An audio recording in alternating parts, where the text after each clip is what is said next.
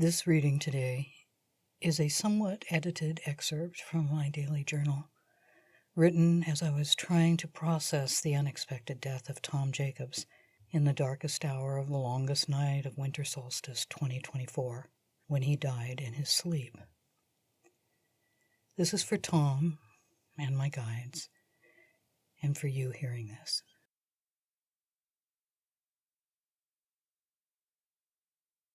Monday, December 23rd. I woke up realizing that I've been granted another day, unlike some. I slept long and hard after such an emotional day yesterday. As I woke up, I remembered that I don't know what my life is going to look like without Tom. I wasn't even clear what it looked like with Tom. That part is getting clearer. Some things can only be viewed from the angle of loss. I depended on him mightily, even though I didn't call on him a lot. Just knowing he was there was an amazing comfort to me. Tom was an astrologer, a channel, and a psychic, and I could discuss things with him that I could not easily reference with any other person that I know. He led me to meeting other people who also needed and wanted to understand themselves and the world in unique ways. I thought this morning that I didn't appreciate Tom enough. This is what death brings us, the awareness that mostly we are not paying attention to the right and most precious things. Now he's gone. I spent most of yesterday crying. I couldn't stop. I used to silently judge Tom for all his weeping, but I realized that I had no idea, really, how he navigated his days with his mad skills. This was the need of a psychic path, perhaps. A high-functioning, talented mad person keen on wanting to teach about love and spiritual matters. For how does a psychic proceed in a world disabled by others' expectations and burdened with so much fear and grief? I now think he might have been washing his heart to keep himself and his intentions clear, which he definitely succeeded in doing. I selfishly wanted him to laugh more, but I respectfully recognize now that joy wasn't on the docket this last few years.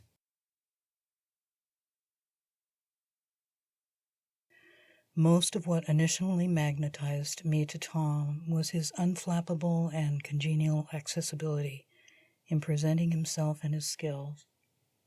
He recognized what we shared in our unique Pluto-Venus astrological signatures in our charts, and we sort of bonded over this. Especially this combination of energies is recognized unconsciously as toxic and at the very least scary and off-putting to others. We both lived our lives constantly navigating an energy that is mostly unwelcome or difficult socially. In Tom's niche of working in the world, that is, his career choice of alternative modalities of personal growth, it is somewhat expected to annoy people. But for those of us trying to navigate in conventional circles, it was confusing and highly frustrating to be constantly welcomed, Venus, and then shunned when the Plutonian energy surfaced. Tom saw me in this way and understood some of what I was struggling with, and it was like a breath of fresh air to me. I opened like a flower to him, inappropriately at first, which is a pretty thinly veiled presence of my past confusions, and this was easily recognized and navigated by me. The reality of my age and Tom's balance and grounding rescued me from this as a problem, and it settled into a kind of prosperity for me, as I found how I could connect with Tom if I chose. There was no successful optional way to connect with people whom I was strongly attracted to before I met Tom.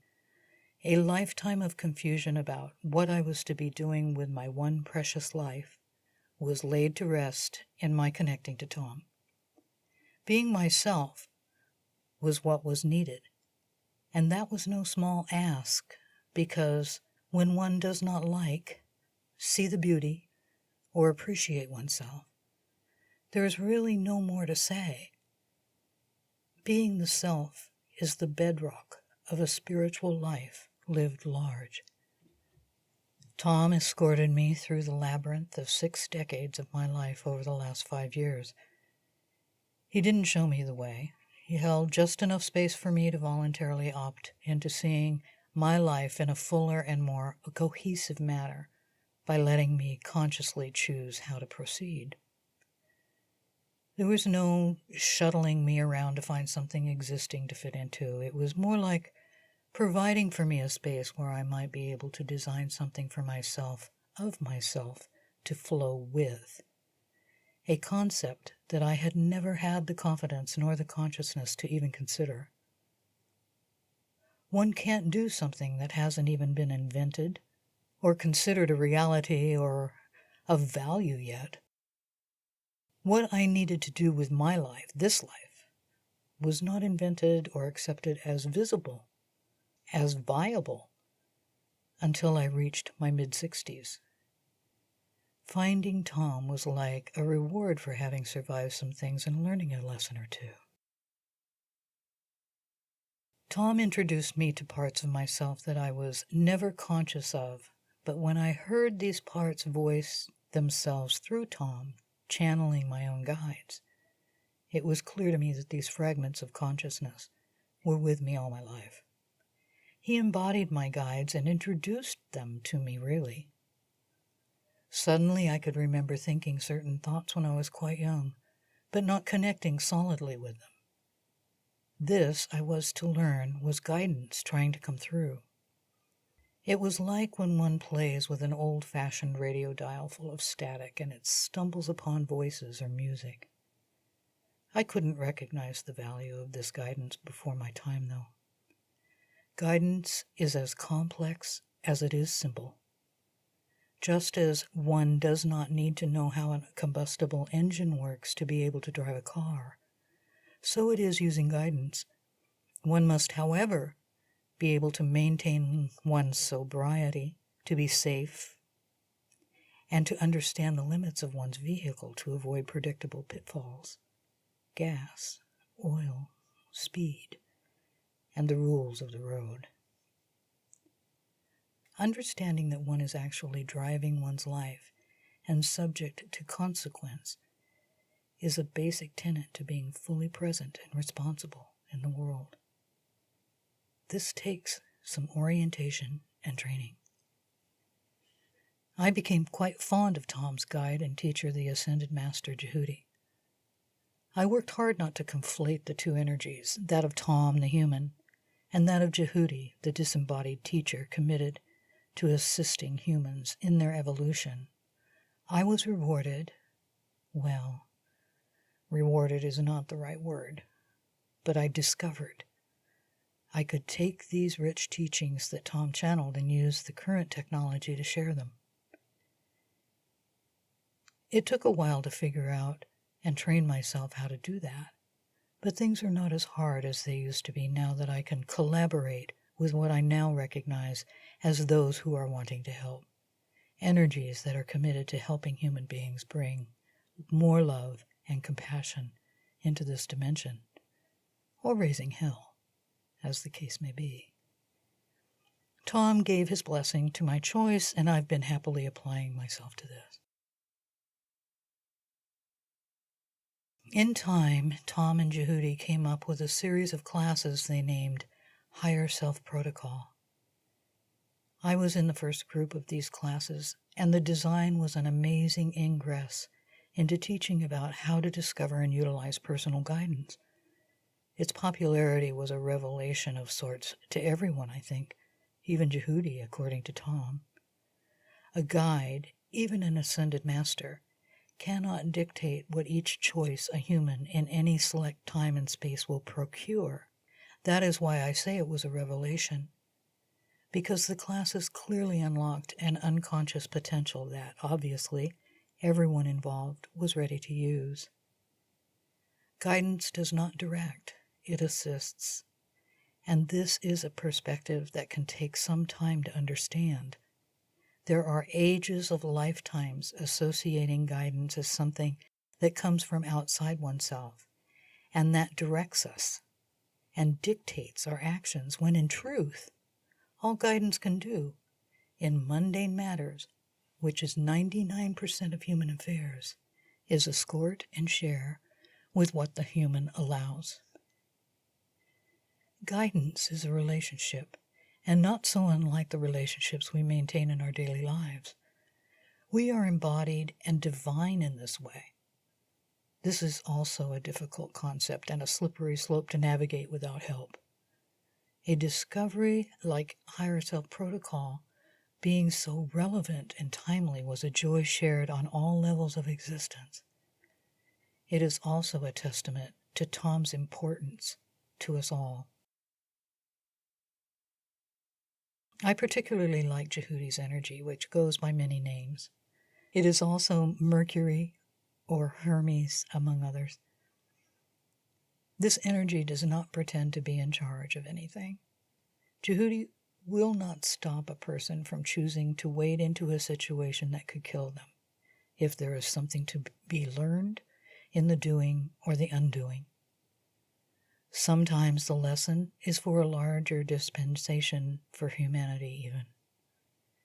A human makes choices either for and against their design, and they are never alone. This suggests that a human is influenced by the energies, but the opposite is true. Everyone has guidance. Hermes is considered a trickster only because people did not believe that they were divining their own lives. They couldn't, as consciousness was not there yet. So, Hermes was blamed for not doing their job being a protector and not always being an advantage to a human. This was never true. An embodied human being has a design that the human is initially blind to. Hermes is the messenger and accompaniment. Spare them the rod. We are tasked with understanding our lives and our place in the world. The higher self protocol was and is a map to safely unfold your own design. We can know our design and understand our guidance, but there are no shortcuts. There are feelings and experiences to be had and explored. There is no circumventing feeling our lives fully. We are all valuable, and we are all knowing. But only if we choose to know. All of this space and time, information, and inspiration was given openly to me by Tom Jacobs. His embodiment let me know myself in a new and miraculous way. He pulled back the veil and showed me miracles. Now, with Tom having died, I'm in a new world without him being embodied here, and my temporal and corporeal self is devastated in his being gone, even as I know that it is of a design beyond my comprehension and none of my business, really. There is no bypassing these feelings. My heart is broken open because I'm human, and a better one for Tom's influence. Now it is my turn to cry, wash out my heart, and get back to business. I suspect eventually I will laugh my ass off with everyone concerned when laughter instead of fear rules the day. I hope so. To say thank you, Tom, for all the love you've shared seems like too shallow of a sentiment for what I've received. But it will have to do for now. Thank you.